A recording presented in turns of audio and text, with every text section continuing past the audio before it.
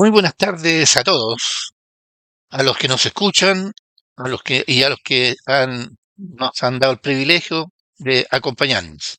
Gracias por estar aquí en esta nueva sección de la tertulia, donde el diálogo ciudadano y la reflexión estratégica se encuentran. Hoy nos convoca un tema urgente, profundo: recuperar el valor de los aprendizajes desde la primera infancia. Una propuesta que no solo interpela al sistema educativo, sino que nos desafía como país, como comunidad y como líderes locales. Para conversar sobre este tema, vamos a tomar el programa que forma parte de la propuesta presidencial de Evelyn Matei, y para conversarlo nos acompañan panelistas de excepción.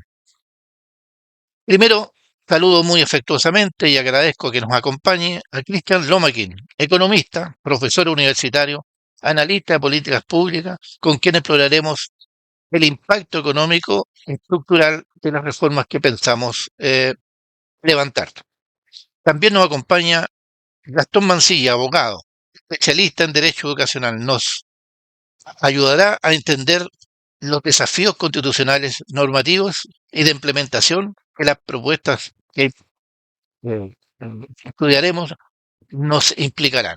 También tenemos presente, y le agradezco su presencia, a Claudia Mora, concejal de Peñalolén por 2 periodos, exitosa campaña a la alcaldía, hoy candidata al Parlamento como diputado para representar por primera vez a una residente de la comuna de Peñalolén. Conocedora de la realidad en terreno, nos propondrá, según su experiencia, las reformas que piensa apoyar en el Congreso a partir de marzo próximo. Y también saludamos a don Felipe Muñoz Durán, sociólogo de la Universidad de Chile, experto en conectar a estudiantes y docentes con experiencias educativas transformadoras. Posee destacada trayectoria en gestión educativa, en colegios municipales, subvencionados y particulares. Posee también una visión amplia del sistema educativo nacional, desde colegios internacionales hasta escuelas vulnerables y rurales en distintas regiones del país. Pasamos entonces a continuación a presentar la exposición de Felipe Muñoz para que después pasemos a comentarla juntos con él. Felipe, adelante. Muchas gracias, Juan Eduardo. Muchas gracias por la invitación y este espacio que nos permite reflexionar sobre un tema tan importante como es la educación y que de verdad pocas personas lo han tomado en serio este último tiempo. Más bien estamos enfocados en otro tipo de situaciones. Em, Primero partir señalando cuáles son los casos de éxito, cuáles son las ventajas que ha tenido o que presenta nuestro país respecto del contexto internacional, porque me parece que siempre es importante reconocer los avances. Si nosotros nos analizamos el contexto educativo chileno en términos comparativos, Chile es uno de los países que tiene una mayor cobertura de educación, incluso compitiendo con las potencias del mundo, eh, desde la prebásica, o sea, de la básica, media y también la educación universitaria, y progresivamente se ha ido ampliando el acceso a la educación prebásica. Tenemos ahí, por supuesto, una deuda que saldar. Por lo tanto, en términos cuantitativos, el país ha avanzado. Sin embargo, en términos cualitativos tenemos algunas dificultades. Y las principales dificultades están relacionadas con aquello que se enseña, con aquello que ocurre al interior del aula. Ahora, esto no es un fenómeno que es privativamente de nuestro país, no es privativo de nuestro país. Existe una reflexión bastante potente a nivel internacional sobre cuál es el foco de la educación y cómo la educación genera match con las necesidades y expectativas de la actual sociedad. Se estima que cuando los estudiantes ingresan a la universidad, más o menos por el cuarto o quinto año, ya saliendo, sus conocimientos ya están desactualizados. Por ejemplo, un estudiante de informática que se graduó el 2000, es muy probable que dentro de su malla curricular no existieran algunos elementos relacionados con la inteligencia artificial generativa. Sin embargo, apenas 5 años después de su graduación, eh, es un elemento central dentro del desempeño de esa carrera. Por lo tanto, ahí tenemos una brecha. Se entiende que el sistema educativo es un sistema complejo en el cual confluyen distintos actores y cada actor tiene una expectativa y una necesidad distinta. Y el sistema se tiene que hacer cargo de las distintas expectativas. Por un lado están los docentes, por otro lado con su agenda, con sus expectativas, con sus necesidades. Por otro lado tenemos los sostenedores particulares, municipales, servicios locales, particulares subvencionados, que también tienen sus expectativas. Están las familias, que por otro lado también tienen una expectativa relacionada con su origen, relacionada con su trayectoria ascendente, y también con variables de orden cultural. Nuestro país es bastante diverso, además, en términos de la región, campo, ciudad, en fin. Y por otro lado tenemos a los estudiantes, que requieren de desarrollar habilidades y pasar de un sistema educativo que enseña o que trata de disciplinarlo en algunos conocimientos a un desarrollo de habilidades propiamente tal. Entonces, existen algunos fenómenos dentro de ese contexto, y es que la transmisión de conocimientos o la acumulación de conocimientos, eh, para lo cual fue diseñado un sistema educativo en el mundo, ya está obsoleta, porque la sociedad actual demanda otras competencias, fundamentalmente para adaptarse al conocimiento e ir transformando todo este conocimiento. Entonces, eh, estamos pasando, por lo tanto, quedan obsoletos cualquier proceso formativo que esté arraigado únicamente en la transmisión de conocimiento. Nuestro actual sistema educativo, desde los más pequeñitos hasta los más grandes, privilegia esta transmisión de contenidos más bien estables, por sobre el desarrollo de capacidades adaptativas, como el pensamiento crítico, la creatividad y el aprendizaje continuo, lo cual genera una profunda dificultad. En otras palabras, el conocimiento envejece, pero la competencia para aprender nunca envejece. Eh, Desde el punto de vista de lo que ocurre en el aula, hay muchas metodologías que están en boga, fundamentalmente metodologías denominadas todos bajo el paraguas de metodología de aprendizaje activo, que requiere de algunas prácticas o de algún desempeño docente que no está profundamente desarrollado en la universidad.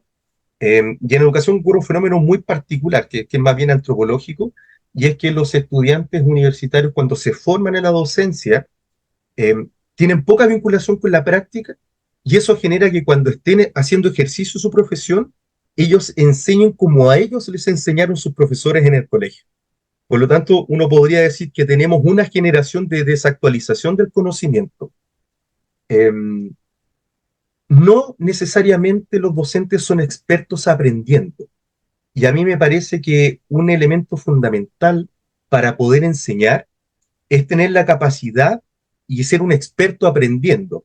Y desde ahí ser capaz de detectar cuáles son las formas de aprendizaje que tienen los estudiantes, poder motivarlos y hacernos cargo de las distintas situaciones que emergen en el aula. Eso como punto de inicio. ¿Sí? Ahora, el sistema educativo además se le ha puesto distintas presiones, un tema que es bastante, que es bastante significativo y ha dado espacio a mucha discusión, es cómo las familias escogen o acceden a los distintos establecimientos educacionales. Entonces, más o menos 2016 en adelante comienza un sistema distinto, que es el sistema de acceso a la educación, el SAE, eh, y cambió el modelo. Antes las familias tenían que hacer fila en los colegios, dependiendo de los tiempos que disponían las familias, podían hacer fila en 2 o 3 colegios. Si se acababa el cupo, bueno, irá al siguiente. Si fue rechazado en un colegio, bueno, irá al otro.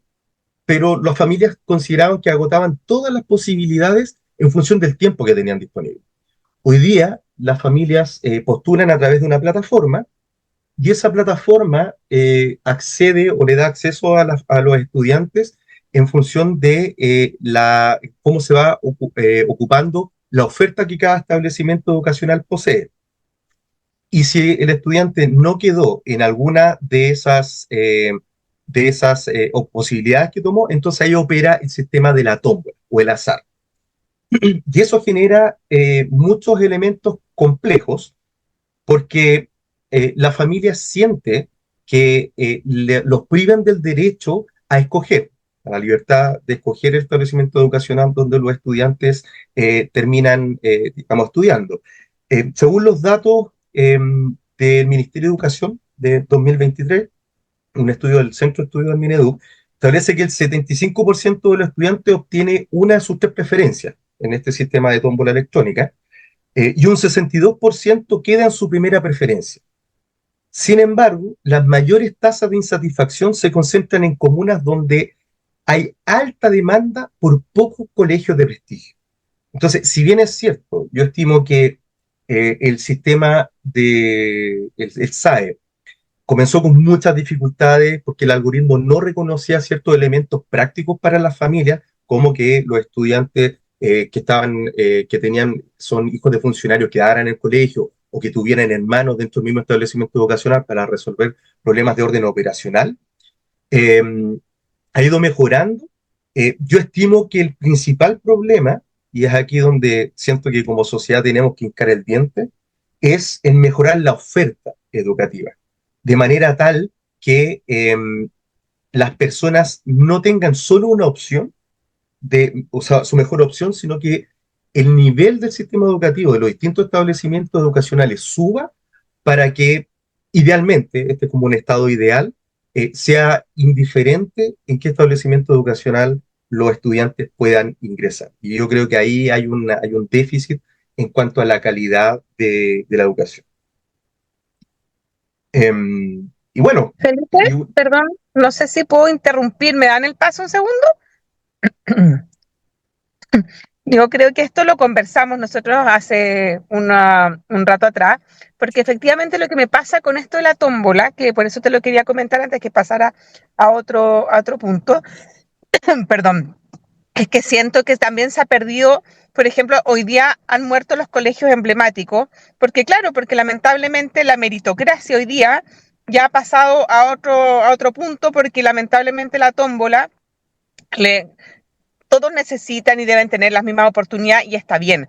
Pero yo creo que también hay que mezclar las cosas. Hoy día, como dices tú, eh, se ha ido mejorando con el transcurso del tiempo la forma de poder seleccionar a los chicos, pero al principio dejaba, como tú mencionas, hermanos separados, en horarios separados, y además hoy día los colegios emblemáticos están, pero por el suelo, ya, de hecho ya no son lo que era antes. Entonces yo no sé qué opinas tú, que eres el experto en esta materia, ¿cómo le ha perjudicado esta metodología de selección a los colegios emblemáticos? bueno, los emblemáticos eran un espacio de movilidad social, sin duda. Y eso producto de este sistema o de la no selección de parte de los establecimientos educacionales, desde mi perspectiva, termina destruyendo este espacio de movilidad social importante. Yo estoy en el Liceo Las Tardes, en la época de los emblemáticos, por lo tanto, eso generó un efecto de mi perspectiva nocivo. Eh, Tanto así que hubo que hacer un ajuste y se abrió la puerta para que los establecimientos educacionales denominados como emblemáticos pudieran escoger hasta el 30% de su matrícula. Entonces, efectivamente, el azar y la no posibilidad de selección de los establecimientos educacionales generó que estos espacios de movilidad social, de encuentro, en la cual confluían estudiantes de distinta naturaleza, de distintas comunas, de distinto origen socioeconómico, confluyeran en un espacio de reflexión más profundo, en donde todos apuntaran hacia el mejoramiento del logro. Eh, yo creo que por el momento este sistema ha nivelado hacia abajo y me parece que es necesario aumentar los niveles de los establecimientos educacionales. Yo creo que hay un problema en la oferta educativa.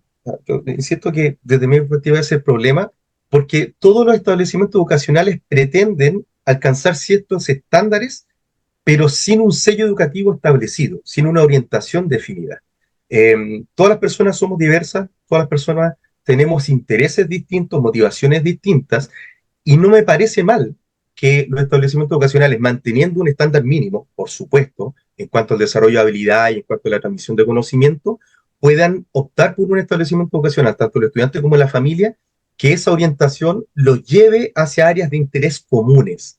Es indudable que un colegio educacional con un sello artístico, por ejemplo, donde docentes, apoderados y estudiantes con esa orientación artística, es indudable que el efecto conjunto va a generar que no solamente los estudiantes terminen cristalizando, materializando esa vocación artística, sino también puedan aprender biología, química, matemática, lenguaje, en fin, todas las disciplinas, en ese contexto que es más favorable para los intereses que cada estudiante tiene. Esto es los sellos. Perdón, ahí es súper importante lo que dijiste, y perdona que te interrumpa, pero yo creo que es la idea también, que hoy día efectivamente falta oferta, porque hoy, por ejemplo, colegios para deportistas son muy pocos, son de alto costo además los que hay, para la gente, como tú mencionas, artistas. Entonces uno también poder elegir. Yo creo que los papás queremos volver a elegir dónde educar a nuestros hijos. Ese es el punto. Y depende de las características y de lo que te ofrece el colegio y el interés de los padres, obviamente, poner a nuestros hijos. Y esto, efectivamente, yo siento que ha nivelado más para abajo, que no ha conseguido lo que se buscaba, que era nivelar para arriba. Yo creo que ha tenido un efecto más bien al contrario, esto de la famosa tómbola. Perdón, para decir algo, yo creo que cerca del 80% de la población está en la postura que tú has dicho. ¿M? Es más, los colegios emblemáticos hoy día, donde se llenó con estos niños que vienen no con ganas de estudiar, ha perjudicado. Yo te digo que, a pesar de que hay hartos años más atrás, pero el colegio donde yo estudié, que era un colegio con número, como ese Desbordes, ahí teníamos compañeros desde el hijo del zapatero de la esquina hasta ministros de Estado. Y yo fui compañero de Astorga, que era ministro de Agricultura en ese tiempo. Y la verdad es que ninguno de nosotros se nos ocurriría, por ejemplo, destruir el colegio porque no nos gustaba la dirección que teníamos. Eso nunca ocurrió en los tiempos nuestros.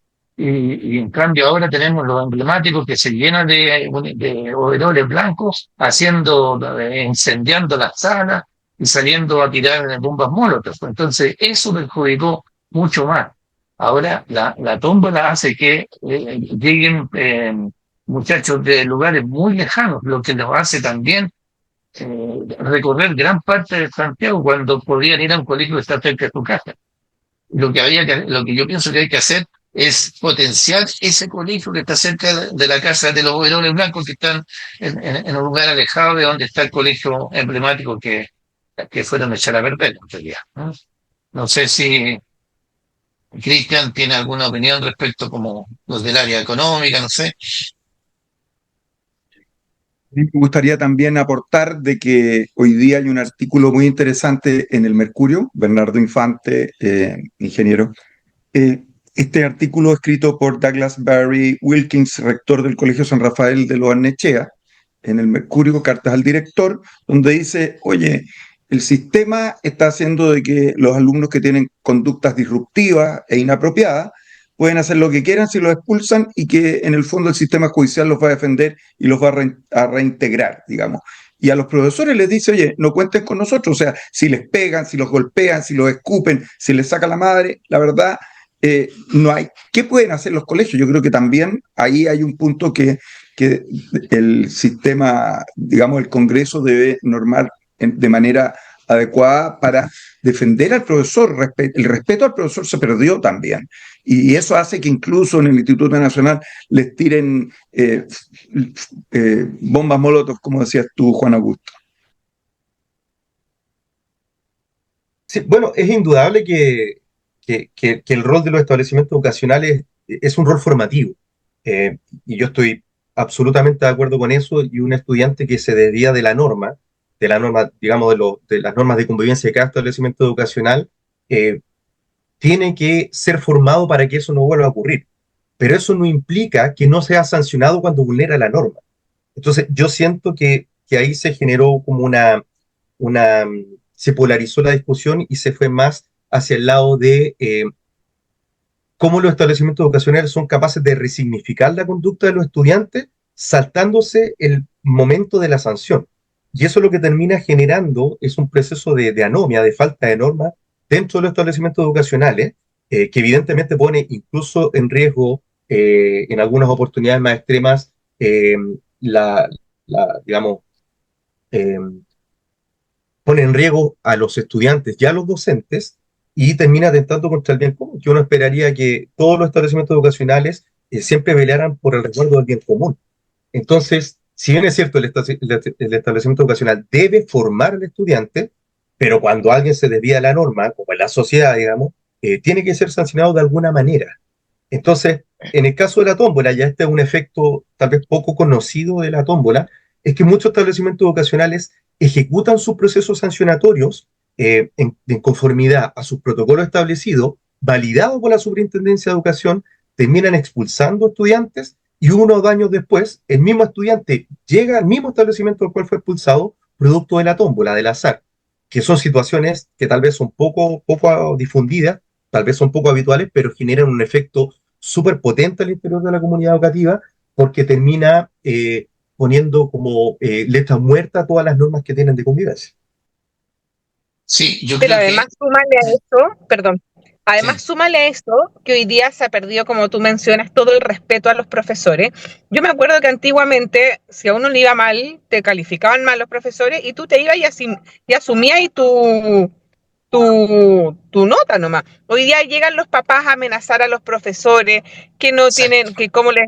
Entonces, al final, ni siquiera los docentes, los profesores, ahora tienen la libertad de poder calificar como corresponde a los alumnos, porque se lo toman a mal, hay amenaza, etcétera. Entonces, hoy día es mucho más complejo todo. Y es más, hoy día también se está dando todo más a la ligera, no sé si a la ligera es la palabra correcta, pero hoy día los chicos a lo mejor no manejan las materias al revés y al derecho, pero los hacen pasar de curso igual, porque ya no los puedes dejar repitiendo hasta no sé qué edad. Entonces yo no sé si todas esas cosas están haciendo bien a la educación que hoy día tenemos, porque, oye, si antes tú no sabías algo, tenías que volver a hacer el curso hasta que lo aprendiera, y entonces, no sé si soy muy antigua en ese pensamiento, pero creo que hoy día hay demasiada flexibilidad también en algunos temas en la educación. Y además, yo creo que estamos educando todavía de la forma como se hacía hace muchos años atrás. Y yo creo que hoy día hay más inteligencia artificial, hay más tecnología que no se aplica para poder motivar también a los jóvenes para que aprendan y para que asistan al colegio. Bueno, estamos en presencia de una crisis institucional, yo no tengo duda de eso. No solamente esa falta de validación de las familias hacia los docentes o hacia la autoridad de los docentes, sino que también la educación ha perdido o se ha perdido de vista a la educación como el principal motor de movilidad social, desde las familias. Ya, a mí me pasaba, y me imagino que a ustedes también les pasaba, que había que estar demasiado enfermo antes para faltar a la clase. Hoy día son los papás, los adultos, quienes le dicen al hijo, oye, está lloviendo, mejor no vayas. Y eso yo creo que tiene bueno, que es parte de la crisis institucional, una crisis Sí. normativa que permea toda la sociedad. Ah, Y también porque, como decía Claudia, eh, hay una desconexión entre lo que pasa en la sala de clase y las motivaciones de los estudiantes. Yo hago algunos proyectos en sectores rurales y también en sectores como Bajos de Mena, en Puente Alto, sectores súper vulnerables, muchos de ellos muy estigmatizados, y los estudiantes están tremendamente motivados. El problema es que se necesita descubrir cuáles son los elementos que lo motivan para que ellos no solamente estudien, sino que se interesen por aprender. Y ahí el desafío es mayor, que se requieren de metodología y también se requiere de un uso tecnológico más avanzado. Y además, entregar elementos que les sirvan a los estudiantes para la vida, no solamente para aprobar la materia, sino que también que los conecten con los problemas que todos los días tienen en el uso de los recursos en sus casas, como por ejemplo la educación financiera, o aprender a convivir como un ciudadano, que también son situaciones que se han ido perdiendo.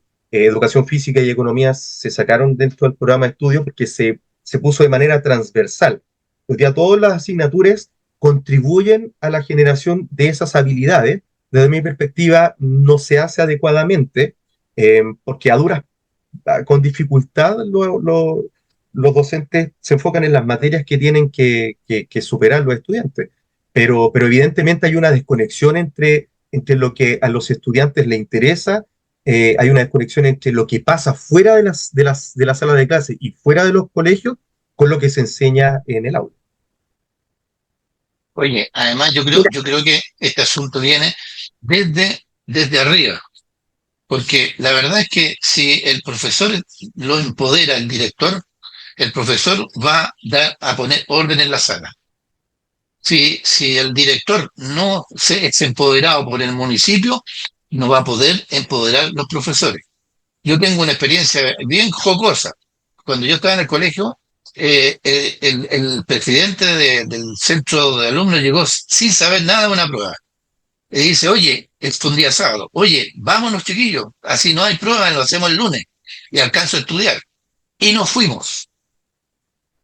Entonces, llegamos el lunes todos a hacer la prueba. Sin embargo, el profesor dice, voy a listar las notas de la prueba del sábado. El Guatón Sánchez se preguntó, señor, si no hubo prueba el sábado, ¿quién dijo que no hubo prueba? Y empezó desde la A, puros 1, 1, 1, 1, 1, 1, 1, un 4, un 4, 1, 1, 1, 1. ¿Qué pasó? El profe, cuando vio que no había nadie en la sala, salió al paradero y agarró los últimos dos que no habían tomado la micro. Y se los llevó para adentro y todos un uno. Nos bajaron el promedio a todos por ayudar al Guatón Sánchez. Eso hoy día el profesor lo hace y los apoderados lo linchan. ¿Mm?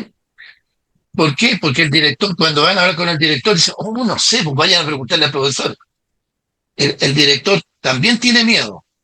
¿Por qué? Porque tampoco ha sido empoderado.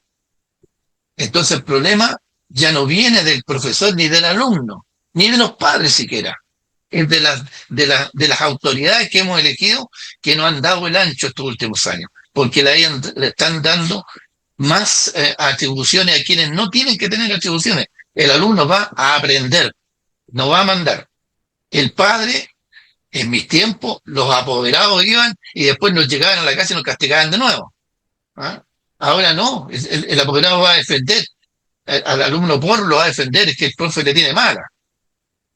Eso jamás lo vi en mis tiempos. ¿Mm? Entonces, eso es de arriba hacia abajo. Y eso es lo que hay que parar. Yo creo que habría que hacer una ley que obligue un funcionario del Estado que ve un delito, tiene la obligación de denunciarlo, porque si no, es también ejecutado como cómplice, ¿cierto? Ya, eso mismo debería pasar con los alcaldes, con los directores y con los profesores, porque tenemos que Me gustaría ayudarlos en eso. comentar de que el tema de la educación da para mucho, o sea, tenemos profesores que no están calificados y que no dejan ser evaluados. Tenemos además, como bien decía Claudia, la necesidad de estudiar una nueva forma de educar. Hoy día probablemente con todo lo que es materias están en Internet y con inteligencia artificial se pueden adquirir esos conocimientos. Es decir, los profesores del futuro van a ser guías, van a ser profesores que van a estar educando a socializar y a verificar de que los conocimientos se hayan adquirido. Es decir, hay demasiada cosa que está ahí y que se debe hacer, y yo creo que ahí, Claudia, tú vas a tener una misión importante porque tenemos que modernizar la educación. O sea, yo te digo la verdad, el inglés, los profesores que tenemos saben muy poco. O sea, yo te digo, es un espanto. Y efectivamente se puede aprender inglés viendo películas a través de mecanismos tutoriales que están en Internet. Es decir, No, yo mira, creo que personas como Felipe son las que tienen que guiarnos, no. pero a través de Oye, armar te esto voy a por interrumpir la porque parte de la... se nos está yendo el tiempo y no ha hablado ni Cristian ni Gastón. Así que quiero pedirles que den alguna opinión. ¿Mm? Eh, ¿Quién? bueno, claro, yo estaba esperando a que me dieran la palabra nomás. No, la verdad que en primer lugar quiero felicitar a Felipe por la tan preclara exposición que ha hecho, de la cual yo debo confesar que he aprendido bastante. Y ha hecho un muy buen resumen de las últimas estado del arte de la educación. Eh, Ahora, yo, sin perjuicio que he sido profesor universitario varios años, en lo que es la educación como materia macro, no soy un experto tampoco, pero sí tengo, bueno, como máster en regulación que soy y, en fin, las distintas oportunidades que uno tiene. Tres cosas nada más quiero recalcar del punto de vista legal, únicamente.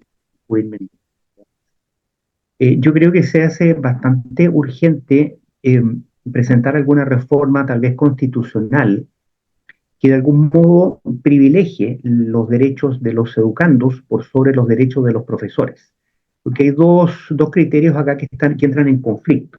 Uno que es el derecho propiamente laboral del profesor, su derecho a sindicalización, a hacer paro, huelgas, etcétera, que son derechos que bajo la perspectiva del derecho laboral, bueno, no admiten discusión realmente.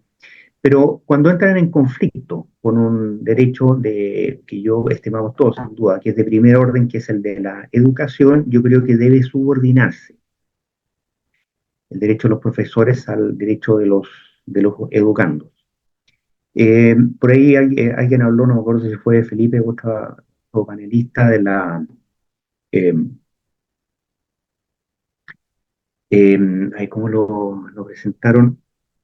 Eh, Declarar la educación como una actividad esencial. Hay actividades que por sus características no pueden irse a huelga, empresas que no pueden irse a huelga si se declaran. Entonces yo creo que los establecimientos de educación debieran entrar en esta categoría.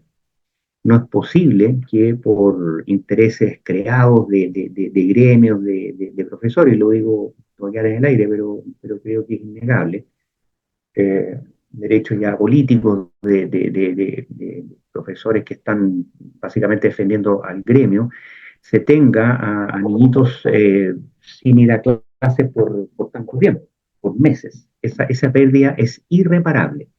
Entonces yo creo que la educación debe declararse una actividad esencial y no debe proceder en ella el derecho a huelga. El primero, derecho de los educandos sobre el derecho de los profesores. Segundo, declaración de la actividad educacional como actividad esencial. Tercer lugar, creo que hay que reforzar la autoridad en los colegios, más allá del tema comunicacional y cultural, más que comunicacional, más que el tema cultural de las familias y el respeto que se ha perdido a los profesores.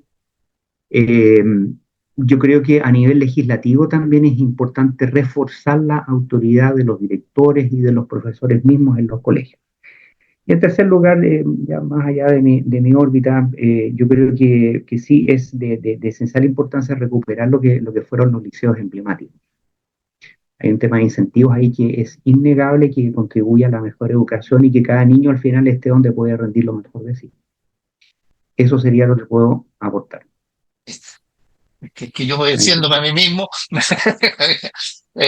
Cristian Lomaquin, esperamos estás muteado para que entres algo. Gracias, Juan Augusto. ¿Me escuchas ahí? Sí, perfecto. Ya. Mira, coincido con lo que han dicho mis colegas acá, con Gastón y con la extraordinaria presentación que hizo el especialista al principio, ¿ya?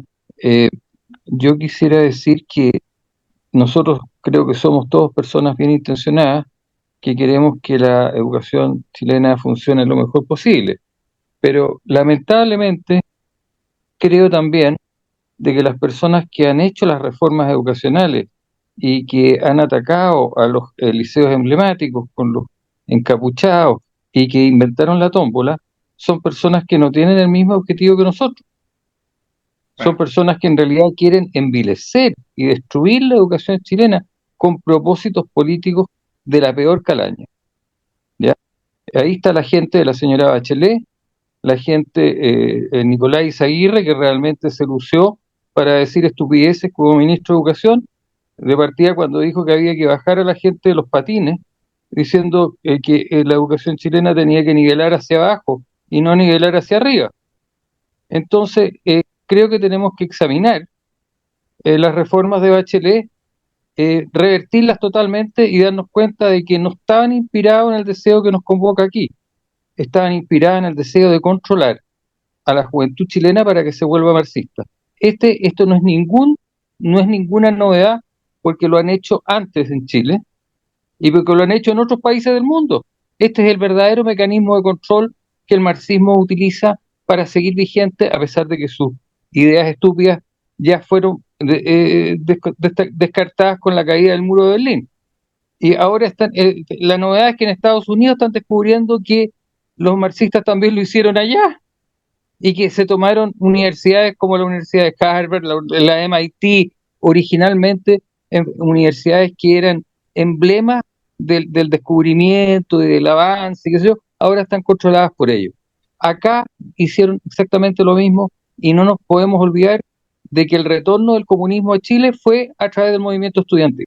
Muchas gracias, Cristian. Creo que estamos en términos, porque si no nos va a alcanzar a llegar Claudia. Eh, Así que yo haría una reflexión final para terminar. Hoy hemos visto que la educación no es solo una política pública, es una promesa de país. Recuperar el valor de los aprendizajes desde la primera infancia no es una consigna, es una urgencia como comunidad, como líderes, como ciudadanos, como técnicos, que tenemos el deber de exigir que esa promesa se cumpla. Porque como decía Gabriela Mistral, muchas cosas podemos esperar del mañana, menos el niño. A él hay que atenderlo hoy. Eso quería decir, nada más. Podemos agradecerle a cada uno de los panelistas que nos han acompañado hoy día, agradecer a Claudia, que espero que todos los que vamos conversando aquí se lo nutras tú para llevarlo al Congreso y plasmarlo en leyes. Aquí tienes una serie de especialistas que te pueden asesorar perfectamente, así que anda tranquila nomás, cualquier cosa tú pides y aquí van a estar disponibles los muchachos para estar ahí a tu lado, dándote el apoyo que necesitas en el Congreso. Y la verdad que muchas gracias por la invitación, muchas gracias Felipe por tu expertise en este tema, por presentarnos tu visión de la educación hoy, y por supuesto a todos, porque creo que los comentarios de todos están súper bien alineados y creo que queremos lo mismo para nuestra educación en Chile. Claro, ya, listo. Sería entonces... Un abrazo. Ya, entonces les pido, como siempre, antes de irnos, que nos pongan un like, porque con más like nosotros vamos a tener más visibilidad y estas opiniones se van a difundir. Gracias y hasta la próxima sesión de la tertulia. Adiós.